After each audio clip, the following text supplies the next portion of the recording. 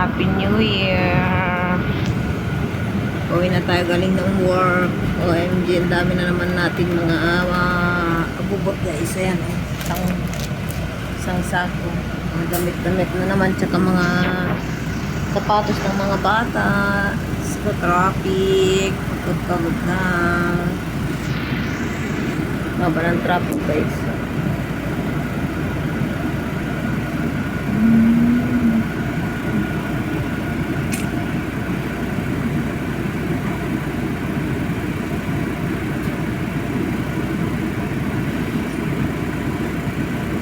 Gabi na tayo makakarating ng bahay nito.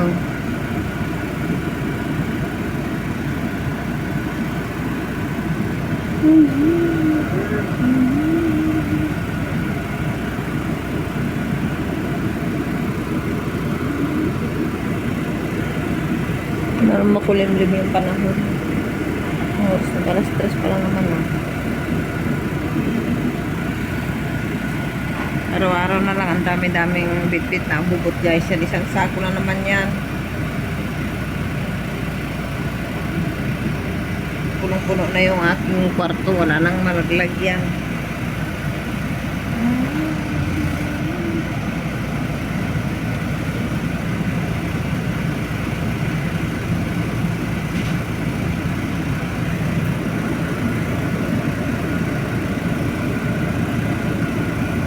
Guys, mag-New Year tayo ngayon. Kasama natin yung ating isang anak. I feel bad kasi yung bunso hindi ko kasama at saka yung kuya niya, pero magkasama naman silang dalawa. At least meron akong isang kasama. Kulimlim yung panahon guys, parang uulan. Yung New Year yata uulanin. Lumalabas palubog yung araw, hindi siya nakakalabas.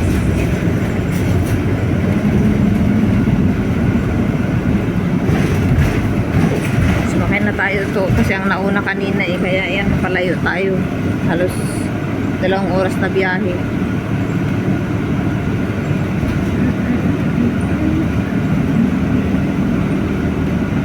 Dadaan sana ako kanina sa Lulu para makapamili ng lulutuin hindi ako nakadaan dahil gawa nga na ang dami nilang binigay ng mga gamit na naman.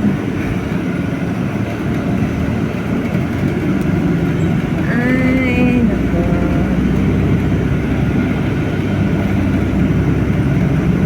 Marami pa guys, naiwan pa doon kasi hindi ko naman mabitbit. Sabi ko next week na lang pagpasok ko yung iba. Ang gagandang mga guys, mga sandal ng mga ayan, mga tsinelas ng mga bata. Kapal kasi yung mga alaga ko kaya ayan, ito yung maliit na bata. Mayroon pa palang sapatos guys. Sketcher na naman yata to. Ayan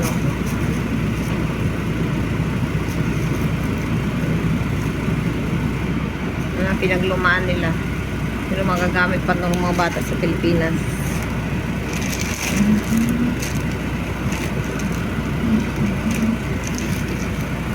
Ito ng mga iba mga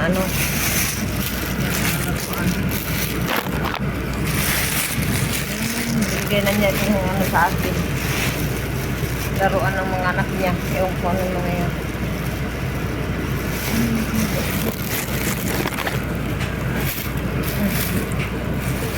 Meron pang damit. Yung matubistida, duster.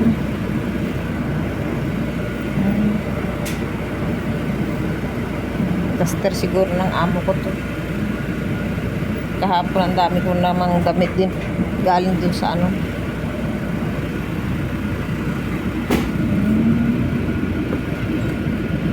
dinala ko pa rin guys, kaya bibigay natin dun sa kasama natin sa bahay. Malaki kasi siyang babae, malaking babae yung amo ko, so bibigay ko sa kanya. Matutuwa na naman yun. Okay.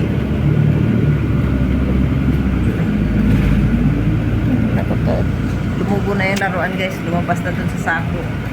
Supot.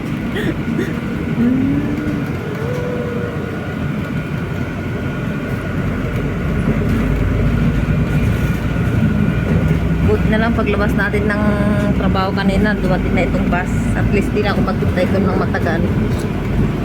Pero hapon na rin makakadarating kasi nga malayo yung inikutan dito, hindi ko dahil ng isang bus na. Kaya bye-bye guys, kay ayusin ko kayong dala ko.